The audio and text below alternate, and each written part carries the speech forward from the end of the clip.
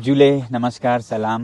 आज मैं दूसरे दिन के अनशन पर हूँ क्योंकि महिलाओं के अनशन के बाद अब युवा बागडोर संभालेंगे। इस बीच में हम भी उनके साथ 3 दिन के अनशन पर हैं।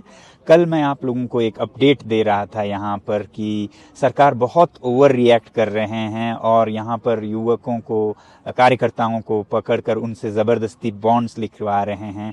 तो इस पे मैं अगला अपडेट रात को देने वाला था, मगर उस लायक रहा नहीं हालत, तो सोचा ठीक ना होगा उस वक्त अपडेट देना। तो कल उस अपडेट के बाद ही यहाँ पर दफ़ा 144 सेक्शन 144 लगाया गया, जिसमें बहुत बंदिशें होते हैं। जब बहुत खतरा हो अशांति का, मार काट का, यहाँ पर तो पिछले 32 दिनों से बिल्कुल शांति से सब कुछ चल रहा है, फिर भी वो ऐसे कदम उठा रहे थे। उसके कुछ देर बाद ही फिर इंटरनेट पर रोक लगा दी जाएगी, ये एक सर्कुलर निकल के आया।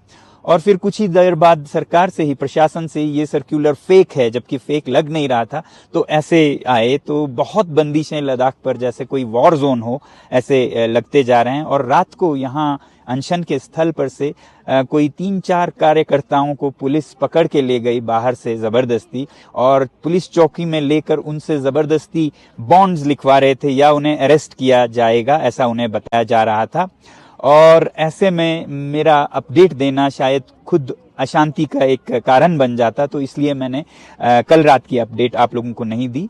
ये मसला जो कि बहुत ही नाजुक बन गया था, क्योंकि उसके बाद बहुत अशांति फैल सकती थी, मगर हमारे जो यहाँ के अलग अलग धर्मों के नेता हैं, सर्वधर्मी नेताओं ने जाकर पुलिस चौकी में वकालत की कि उनके बिना किसी सबूत के, बिना किसी अशांति फैलाने के कोई वाक़या हुए, अगर आप ऐसा करेंगे तो इससे ही बहुत बुरा हालत होगा। ऐसा कहकर बहुत सारे जो धार्मिक नेता थे और फिर मीडिया आकर फिर उनके दबाव में शायद उन्होंने फिर ये बॉन्ड की ज़बरदस्ती बंद की और उन कार्यकर्ताओं को छोड़ दिया। तो ये कभी भी हालत काबू से बाहर जा सकती है और कुछ भी हो सकता है, ऐसा हमें लग रहा है। और लग ये भी रहा है कि प्रशासन को खुद अपने लोगों पर अब नियंत्रण नहीं रहा है, क्योंकि सभी लद्दाख के लोग जो हैं, चाहे वो सरकारी कर्मचारी हो या पुलिस के कर्मचारी हो या भारत भर में हो, उनका दिल लद्दाख के इस आंदोलन के साथ है, क्योंकि ये सच्चाई पर चल रहा है और सिर्फ अपने वादे याद दिलाने की कोशिश कर रहा है। और ऐसे में लोगों का दिल इस आंदोलन के साथ है। वो इस तरह पता चल रहा है कि जो भी सर्कुलर्स निकाले जाते हैं वो फट से सोशल मीडिया पर उन्हीं के कर्मचारी लीक कर रहे हैं कि जैसे इंटरनेट बंद होने वाला है, वो आ गया तो उसको फेक बताना पड़ा, मगर लग रहा है इंटरनेट बंद ही होगा। उसी तरह अभी अभी हमें एक और सर्कुलर हमारे हाथ आया, जो शायद पब्लिक हो या फिर शायद बहुत कॉन्फिडेंशियल हो, हमें नहीं पता, क्योंकि अभी सब कर्मचारी ये सब लोगों के साथ शेयर कर रहे हैं। तो जिसमें तो ये दिखाया गया कि ये आज रात और कल में पूरे ले शहर को, मतलब एक छावनी, एक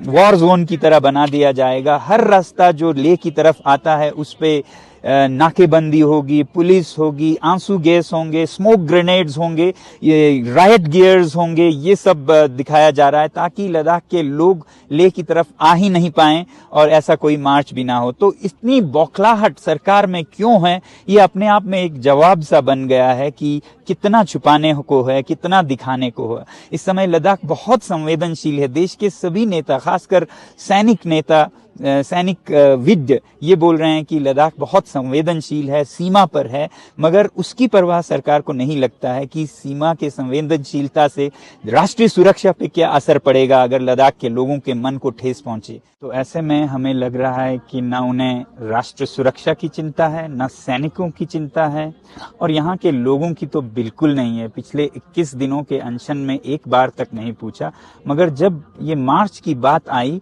तो इतना डरावना माहौल बना रहे हैं।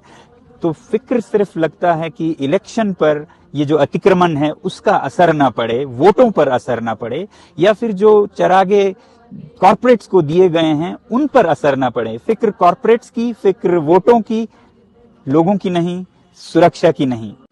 बातें बहुत हैं और इसके बारे में मैं एक थोड़ा विस्तार से YouTube वीडियो शायद जारी करूं आज, क्योंकि इस छोटे से अपडेट में नहीं हो पाएगा।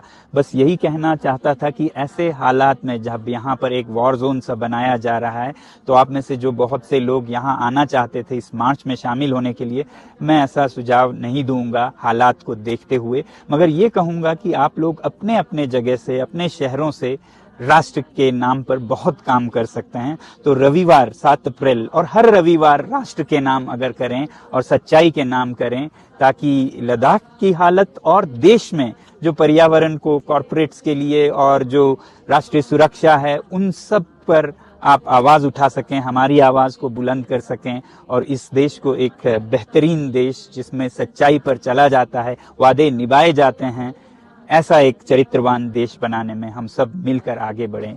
बहुत बहुत धन्यवाद। जय हिंद। मेरा नाम है यूनुस खान और आप देख रहे हैं विकास किरण न्यूज़। अगर आपको हमारा वीडियो पसंद आया है लाइक करें, शेयर करें, हमें सब्सक्राइब करना ना भूलें ताकि आप तक पहुंचती रहे जल्द हमारी बेवा खबर। आपका लाइक और सब्सक्राइब हमारी ताकत है। देखते रहिए विकास किरण न्यूज़।